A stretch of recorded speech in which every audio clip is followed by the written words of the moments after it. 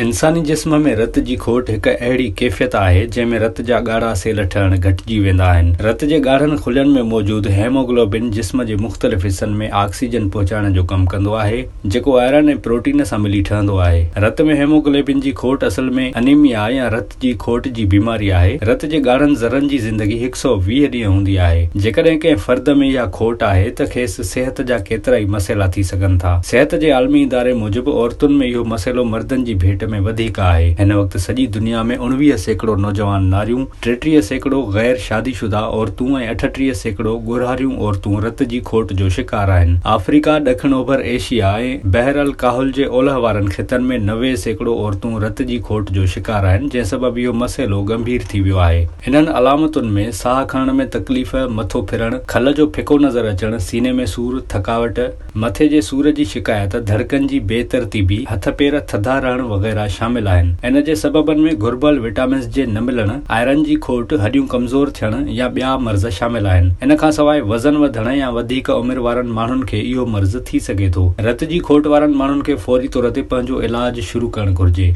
ऐं गॾोगॾु पंहिंजी मामूल वारी ज़िंदगी में तब्दीली आणणु घुर्जे। अहिड़नि माण्हुनि खे घुर्जे त फौरी तौर ते माहिर डॉक्टरनि सां राबितो कनि, वर्ज़िश खे मामूल बणाइनि ऐं पंहिंजी खुराक में मेवा, भाॼियूं ऐं गोश्त शामिल कनि।